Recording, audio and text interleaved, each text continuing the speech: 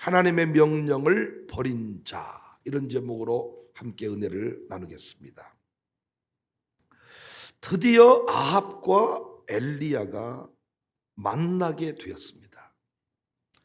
정말 재밌는 장면이 펼쳐지는데, 아합이 엘리야를 보자마자 사랑합니다, 안녕하세요 인사한 게 아니고 17절 이스라엘을 괴롭게 하는 자여, 이런 얘기를 합니다. 17절 엘리야를 볼 때에 아합이 그에게 이르되 이스라엘을 괴롭게 하는 자여 너냐? 아합이 엘리야에게 이스라엘을 괴롭게 하는 자여 너냐? 이스라엘을 괴롭게 하는 자 너 만나고 싶었다, 반갑다. 그러자 엘리야가 답합니다. 18절 그가 대답하되 내가 이스라엘을 괴롭게 한 것이 아니라 당신과 당신의 아버지의 집이 괴롭게 하였으니 이는 여호와의 명령을 버렸고 당신이 바알들을 따랐습니다. 누구 말이 옳습니까? 엘리야의 말이 옳지요. 그런데 아합은 너무 당당하게 이스라엘이 괴롭게 된 것은, 가뭄 든 것은 너 때문이다. 오늘 본문 안에서 우리는 하나님의 명령을 버리고 자신의 신념을 따라가는 자들의 삶의 모습이 얼마나 위험한지, 불쌍한지를 정확하게 볼 수 있습니다. 어제도 우리 공부했지만은 여러분과 제가 하나님 없이, 말씀 없이, 교회 없이 살아갔다면 회로처럼 벌레 같은 인생이 되었을 것입니다. 아합처럼 살다가 죽었을 것입니다. 그런데 하나님 만나고 교회 만나고 말씀 만나서 이렇게 멋진 인생이 되었습니다. 하나님의 명령을 버린 자는 어떻게 살아가는가? 아합을 통해서 두 가지 내용을 확인할 수가 있는데, 첫 번째 내용은 항상 남을 쳐다봅니다. 다시 말해서 항상 다른 사람이 문제라는 거예요. 그런데 복음은 1인칭입니다. 1인칭. 모든 말씀이 나를 향합니다. 그래서 영적으로 건강한 사람은 설교를 듣다가 시험에 드는 일이 없어요. 오히려 나의 현주소를 보여주는 것에 감사와 기쁨이 있어요. 여러분은 혹시 말씀을 떠난 아담의 모습을 기억합니까? 아담이 처음 하와를 봤을 때 내 뼈 중에 뼈요, 살 중에 살이로구나. 그런데 창세기 3장 11절 이하를 보면 선악과를 범하고 나서 하나님이 묻습니다.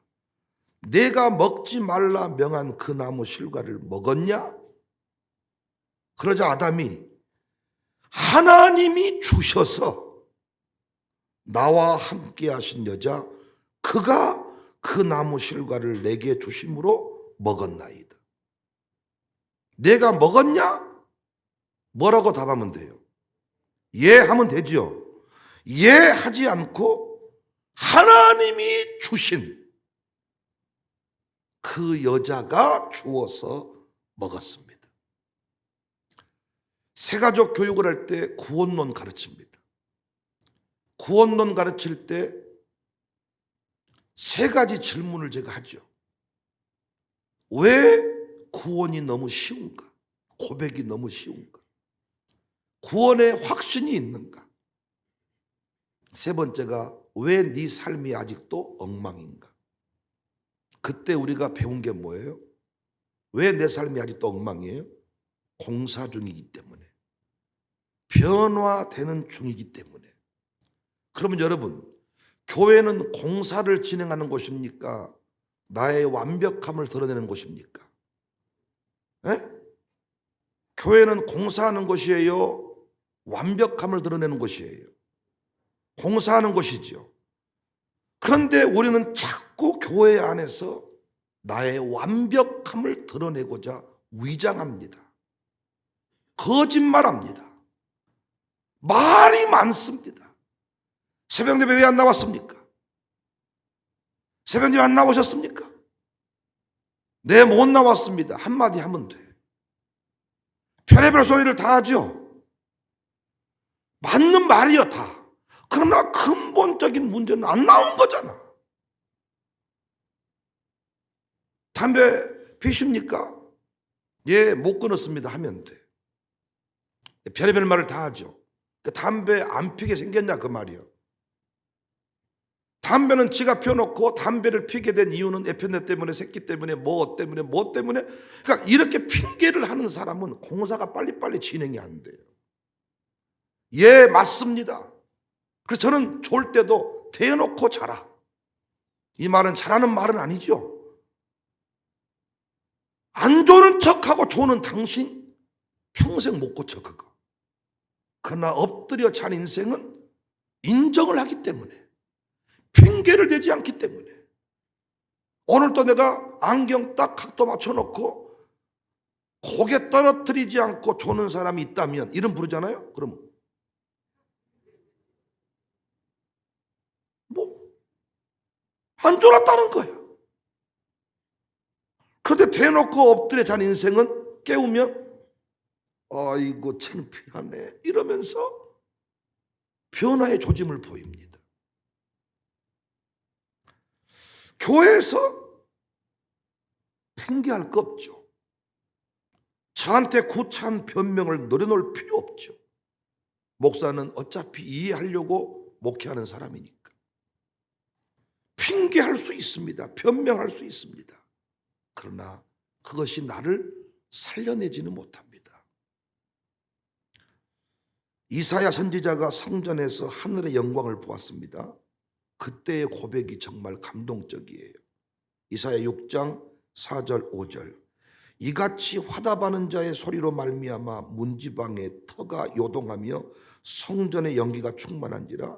그때에 내가 말하되 화로다 나여 망하게 되었도다. 나는 입술이 부정한 사람이요 나는 입술이 부정한 백성 중에 거주하면서 만군의 여호와이신 왕을 베었음이로다. 교회에서 자꾸 남을 정죄하는 사람이 있어요. 우리 직원들 중에서도 자신은 잘하는데 다른 직원이 문제라는 거예요. 이 사람 설교 안 듣는 사람입니다. 이 사람 고갈된 사람입니다. 설교를 안 듣고 고갈된 사람의 특징은 항상 남 탓을 합니다. 은혜를 받으면, 말씀을 들으면 모든 문제가 나로부터 시작되었음을 할 수가 있습니다. 우리 집안에서 나만 잘하면 되겠다. 교회 안에서 나만 잘하면 되겠다. 제가 경주 경일교회 부흥회 끝나고 마지막 담임 목사를 강단에 모시면서 저는 내려오는데 담임 목사님이 나오셔서 한마디 하라고 하시니까 이번에 은혜 받으면서 깨달았습니다. 저만 잘하면 되겠습니다.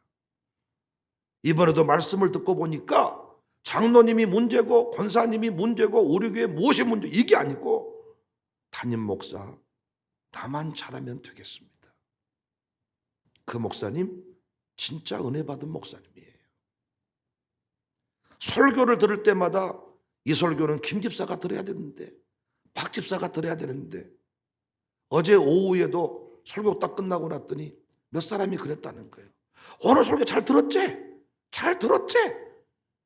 아따, 하나님이 적기에 당신 들으라고 한 소리요. 망치로 머리 때려불고 싶어. 잘 들었지? 복음은 1인칭이야, 1인칭. 여러분 삶의 문제는 모든 것이 나를 향하고 있어, 나를 돌이키기 위한 것 외에 다른 이유가 없어요. 그래서 진짜 은혜 받은 사람은, 진짜 변화된 사람은 엘리야 보고 어이 이스라엘을 괴롭게 하는 자 이런 말 안 합니다.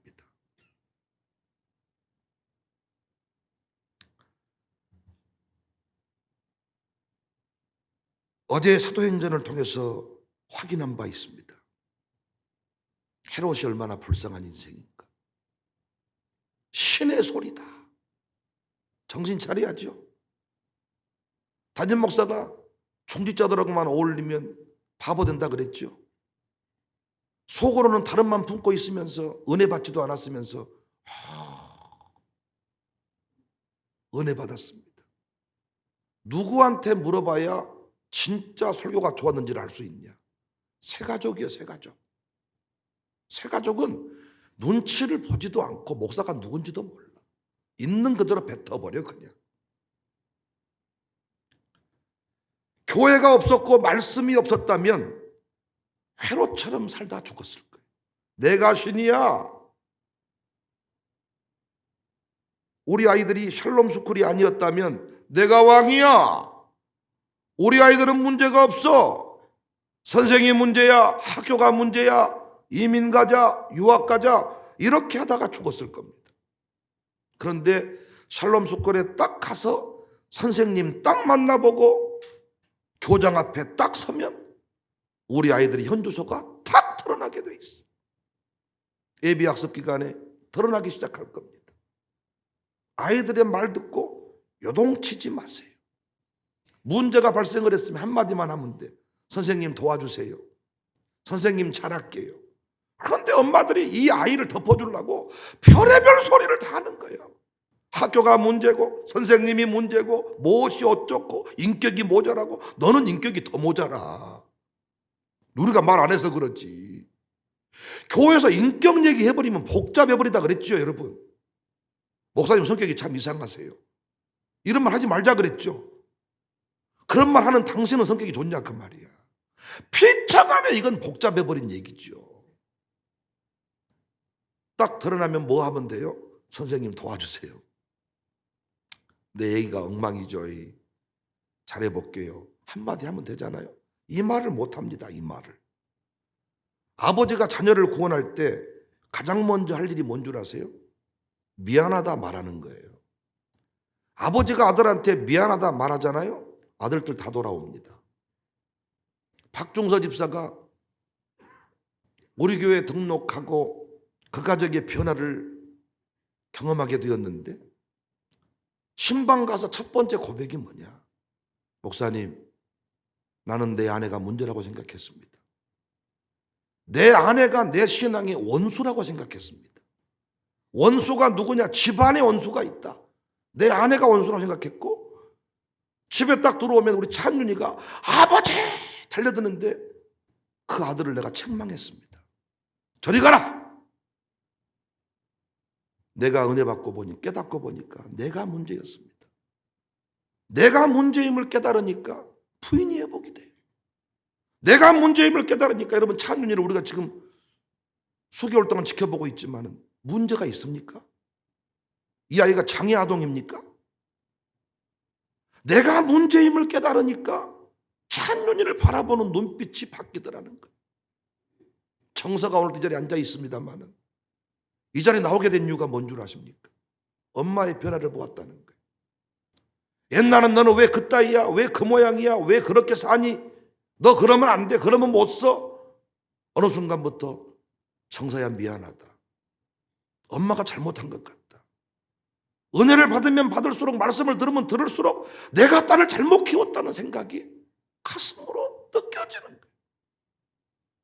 내가 일찍 교회를 만났으면 너는 샬롬 스쿨을 보냈을 거야. 그러면서 어느 날 이제는 엄마가 어떻게 할 수 있는 일이 별로 없어. 그러므로 너는 목사님을 만나서 인도를 잘 받으면 좋겠어. 그래서 그 딸의 변화가 일어났다는 거예요. 모든 문제는 내가 잘못했습니다 하면 끝납니다. 그런데 이 말을 못합니다. 아합을 보세요. 이스라엘을 괴롭게 하는 자여. 이스라엘을 괴롭게 하는 자여. 여러분은 청사교회가 문제가 생기면 그 문제의 탓을 누구에게로 돌리십니까? 여러분 집안의 문제가 누구라고 보십니까? 지금도 남편이라고 보십니까? 여자분들, 지금도 시댁이 문제입니까? 지금도 내 옆에 내가 문제입니까? 설교 안 들으신 분들이야. 나는 잘하는데 직원들이 놀고 먹는다. 당신 설교 안 들은 직원이야. 하나님의 명령을 버린 자, 아합의 길을 걸어가지 않기를 주님의 이름으로 축복합니다. 말씀으로 나를 보세요. 입체적으로 나를 보세요. 목사가 뭔 말을 할 때 고집 피우고 변명하려고 하지 말고 입체적으로 나를 보세요. 그리고 어찌할꼬 아멘 하시고 새 출발하시면 되는 거예요. 두 번째, 하나님의 명령을 버린 아합의 모습을 보니까 바알과 아세라의 모든 선지자들을 갈멜산으로 모아라! 이런 명령을 내립니다. 19절 말씀 보세요. 그런즉 사람을 보내 온 이스라엘과 이세벨의 상에서 먹는 바알의 선지자 450명과 아세라 선지자 400명을 갈멜산으로 모아 내게로 나오게 하소서. 엘리야가 말했죠. 그랬죠. 그러니까 아합이 이에 이스라엘의 모든 자손에게로 사람을 보내 선지자들을 갈멜산으로 모아라. 이 장면이 얼마나 웃긴 장면인 줄 아세요? 아합은 이미 3년 동안이나 가뭄을 경험했어요. 여러분, 단수가 1시간만 돼도 난리가 나죠. 단수가 아파트에 1시간만 돼도 똥 떠다니죠. 난리 나죠. 못 살죠. 물, 지금 생수 배달이 됩니까? 지금 먹는 생수부터 내 삶의 모든 것이 지금 마비되는 거죠. 3년이 가뭄이야. 3년이 비가 내리지 않아. 살 수 있는 게 있겠어요? 살 수 있는 게 있겠냐고. 3년을 지금 지나는 동안에 그러면 이 아합이 놀고 먹었습니까? 아세라와 바알을 섬겼지요. 바알과 아세라 신이 어떤 신입니까? 농경의 신, 풍요의 신이지요. 그래서 여러분, 신전에서 음탕한 짓을 하면 풍년이 든다 그래가지고 하늘신, 땅신이 만나서 음탕한 짓을 하면 비가 내린다. 이런 짓거리를 한두 번 했겠습니까? 3년 동안, 아니 하루만 물이 없어도 죽어. 3년 동안 물이 없는데 아합이 가만히 있었겠냐고요. 자기 나름대로 별짓을 다 했겠죠. 그런데 엘리야가 뭐라고 말해요? 당신 선지자 850명, 아세라 바알 400명, 450 선지자를 갈멜산으로 모아서 나의 하나님과 너의 신이 진짜인지 한번 확인해 보자. 그러면 이미 아합은 3년 동안 할 짓 다 해봤죠. 그러면 알아요, 몰라요? 응답이 없다는 것을 알아요, 몰라요? 해본들 아무 소용이 없다는 것을 알지요. 그런데 아합이 어떻게 해요? 아합이 꼭 우리 모습 보는 것 같지 않아요? 뻔히 안 된 줄 알고 틀린 줄 알면서도 다 먹으라 그래라 갈멜산으로. 꼭 우리 아버지 모습 보는 것 같지 않으세요? 여러분들의 아버지 모습 같지 않냐고요. 여러분 남편 모습 같지 않으세요? 뻔히 얘기하다가 명절 때도 다 아버지가 틀린 줄 알았으면서도 끝까지 고집을 버리지 않는 일명 객기. 젊어서 객기 부리면 이쁘기라도 하지만은 늙어서 객기 부리면 진짜 확 패 죽여보고 싶죠. 죄송합니다. 너무 말이 셌네요. 에? 조용히 버리고 싶죠. 이사 갈 때 안 데려가고 싶죠. 결국 어떻게 되었습니까? 객기 불렸던 아합, 씨가 말리는 패배를 경험합니다. 처참해버려요. 열왕기상 18장 40절에 엘리야가 그들에게 이르되 바알의 선지자를 잡되 그들 중 하나도 도망하지 못하게 하라 하며 곧 잡은지라 엘리야가 그들을 기손시로 데려다 거기서 죽여 하나도 도망하지 못하게 하라. 씨가 말라버려. 씨가. 인생이 망가지는 것 고집 때문입니다. 인생이 무너지는 것 자존심 때문입니다. 그래서 우리 예수님은 제자들을 불러서 한 일이 뭡니까? 부셔버려. 자기를 부인하게 만들어. 사랑하는 성도님들, 부디 객기로 살지 말고 하나님의 은혜로 살고 말씀대로 살기를 바랍니다. 나만이 왜 돌이키려고 했습니까? 자존심 때문에 내가 왕인데 나와가지고 콧배기도 안 보여주고 이렇게 똥물에 가서 더러운 물에 가서 7번 씻어라. 열받아버린 거지요. 교회, 지금도 교회 그런 분 있어요. 오늘 중요한 분 데려가니까 자리 좀 빼주세요. 일찍 와. 일찍. 무슨 늦게 오면 자리 빼주라 그래. 와가지고 또 뭐 그 시험 들고 자리가 배정이 안 돼가지고 어쩌고 가불어. 하나님의 은혜를 구하면서 뭘 늦은마가가 오면서 자리 배정해달라 그러고, 나만도 그런 식이 아니었습니까? 어떻게 7번, 그 7번이라는 숫자가요, 자아를 파쇄해버리는 순간이에요. 박살내버리는 순간. 정사교회에서 제가 받은 훈련을 안 합니다. 내 계산대로 되지 않는 것. 원래 타고난 혈액형 A형의 기질을 파괴해버린 거 하나님. 완벽한 계획 없이는 움직이지 않는 배균이요. 여러분도 따지기 좋아할지 모르지만 저도 따지는 건 만만치 않게 좋아해. 그러나 어느 순간 그것이 무의미하다는 것을 하나님은 내 목 현장 가운데 깨닫게 하셨어요. 자존심을 깨면 돼. 그래서 예전에 다윗과 요나단이 많이 불렀던 노래 중에 부서져야 하리, 부서져야 하리, 더 많이 부서져야 하리. 이 절은 뭔지 아세요? 깨져야 하리, 깨져야 하리. 결론이 더 많이 깨져야 하리. 교회에서 인생 바꾸겠다고 왔으면서, 자녀 바꾸겠다고 왔으면서, 자녀 구원하겠다고 왔으면서 아무것도 아닌 일에 삐치고 토라지고 자존심 버리지를 못합니다. 아들, 딸 세우겠다는 사람이 뭐 그렇게 삐치는 게 많아. 아니, 아들, 딸이 세워진다고 믿는다면, 이 교회에서 인생 바꾸겠다면 뭘 자리 싸움을 그렇게 많이 하고 뭘 그렇게 가리는 게 많고, 씻으라 그러면 씻으면 되고, 오라 그러면 오면 되고, 새벽 예배 드리라 그러면 드리면 되고, 비밀작전 하지 마라 그러면 안 하면 되고, 뭘 그렇게 말이 많고. 합을 보세요. 객기로 살잖아요. 객기로. 교회 안에서 외롭다 하는 사람들이 외롭다. 어떤 사람이냐? 고집불통의 사람이에요. 힘들다는 사람들, 객기 부리는 사람이에요. 사실 교회 일하면서 힘들 일이 뭐가 있어요? 근데 힘든 사람이 있거든요. 고집불통의 사람. 한 번 고집을 정하면 안 바꿔. 제가 한번 말씀드리지 않았습니까? 사람 한번 빼보겠다고 엘리베이터로 타지 말자, 계단으로 오르내리자. 그래서 어느 집에 신방 끝나고 나 계단 내려가겠습니다 하니까 노병한 집사님인가 그랬을 거예요.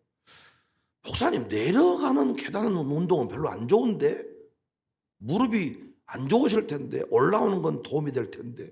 순간 또 그 말 다 듣는 순간 그 말이 맞아. 근데 거기서 그럼 엘리베이터 타고 내려갈까? 이거 하기가 어렵더라고요. 뭐라고 말한 줄 아세요? 냅둬, 이런 거라도 마음대로 하게. 내려가보러 그러고. 이런 인생 계속 살잖아요. 무릎 토가니가 다 나가요. 토가니가. 뭐단디 쓸데없는데 우리는 고집을 피운지 몰라. 아합의 입장에서 드디어 기회가 왔잖아요. 갈멜산에 모이자. 그러면 이제는 드디어 숨길 수 없게 되었구나. 그리고 엘리야야, 하나님 믿으려면 어떻게 한다냐? 그렇게 하지 않습니다. 저는 이번 기수 새가족 양육자들이 너무너무 기대가 돼요. 보통 분들이 아니에요. 그런데 어린아이처럼 공부를 해요. 특별히 우리 김만웅 목사의 형 김성욱 성도, 지금도 자신만만, 패기충만, 그리고 그 또래가, 그 나이가 가장 객기 충만할 때, 그가 여전히 고집을 피웠다면 태린이, 에린이 자신의 부인 김영미 성도의 행복한 미소를 볼 수 있었을까? 남자가 살았던 모든 삶의 본거지를 뒤로하고 역사를 바꾼다는 게 쉽습니까? 그런데 분명히 인생에 무엇인가가 있었겠죠. 부르심을 느꼈겠죠. 뭔가 아니다 싶은 상황을 만났겠죠. 그때 아니네 동생의 제안을 받아들이기가 쉽겠냐고요. 그러나 그 순간 받아들이니 어떤 일이 벌어졌어요? 테린이 에린이가 행복한, 정말 테린이 에린이 기대가 되는 친구예요. 부인께서 김영미 성도님께서 다시 요즘에 미소가 회복이 되고 기쁨이 회복이 돼요. 그 좁은 지금 김만호 목사 집에서 지금 온 식구들이 살면서 지금 예비학습을 지금 참여한다. 김만호 목사 말이 재밌어. 처음에는 집이 좁아가지고 서로 막 부딪혔는데 이제는 적응이 돼가지고 안 부딪히고 잘 움직이고 있다. 기회가 와요, 기회가. 하나님이 어느 순간 몰아가신다고요. 그때 굴복당하고 투손 들면 되는데 끝까지 고집을 버리지를 않습니다. 정서도 지금 오늘 또 새벽 예배 나오고 하는데 카페에서 차 한 잔 먹었습니다. 그때 설명을 해줬습니다. 너의 장점, 너의 문제, 너는 이 부분 극복하면 될 수 있다. 그 순간에 이번 주부터 교회 나올까요? 그 부르심 앞에 나를 내려놓고 순복하며 따라가는 인생은 차원이 다른 삶을 만날 수가 있습니다. 하나님의 명령을 등진 사람, 안 되는 줄 알지만은 끝까지. 그래서 예전에 우리 그 CF 로고송 안 되는 줄 알면서 왜 그랬을까? 안 되는 줄 알면서 왜 그랬을까? 뭐 그 아마 그 PCS 폰 설명이지 않았나 싶어. 그 SK 011은 잘 터지는데 뭐 016, 018인가 안 터지는 거. 기지국이 없어. 안 터진 줄 알면서 왜 그랬을까? 왜 그랬을까? 뭐 잘 모르세요 그런 거? 부디 하나님의 명령을 버리지 말고 교회 안에서 외롭다 하지 마세요. 외로운 사람은 신방하러 가다가 오늘 그냥 오뎅 좀 먹고 가자. 오뎅 먹을 때가 아니야. 참 전달하고 갈 때야. 그 사람 외로워. 나중에 그 사람만 빼놓고 오뎅 다 먹거든. 그러면 기어코 안 먹거든. 오뎅 안 먹어. 빨리 먹어. 신방하러 가게. 그러니까 신방이 중요하지만 가다 오뎅 한 그릇 먹고 싶다잖아요. 그러니까 옛날의 사고방식은요, 무조건 정상에 오르자는 사고방식이야. 정복하자. 그런데 문제가 안 됐어. 왜냐하면 정보가 그 사람에게 한정돼 있으니까. 그러나 지금은 달라. 산을 오른 사람도 많고 정보도 많으니 꼭 올라가야 될지에 대해서 다시 한번 의논해 볼 필요가 있는 거예요. 올라가다 죽으면 개죽음이야. 무등산 올라가다 죽으면 여러분 그게 순교입니까? 그런 짓을 못한디 하세요. 무등산 올라가다 죽으면 뭔 의미가 있어 그게. 그러니까 그럴 필요가 없다는 거지 이제는. 다양한 정보, 내가 알고 있는 정보가 다 맞는 게 아니에요. 수많은 정보를 취합하고 마지막에 결정을 조심스럽게 내리는 거죠. 그리고 가다가도 한 사람이 죽을 것 같으면 내려가자 해야 되는데 우리는 정복을 해야 된다. 이런 것은 옛날의 사고방식입니다. 우리는 유연한 사고를 가지고 말씀 앞에 늘 나를 내려놓고 행복한 역사를 이어가는 우리 모두가 됩시다. 하나님 명령을 버리지 말고 교회를 등지지 말고 주의종과의 동행을 귀찮게 여기지 말고 이걸 잘 받아들여서 아합의 길을 대신에 엘리야의 길을 걷는 오바다의 길을 걷는 우리 모두가 됩시다.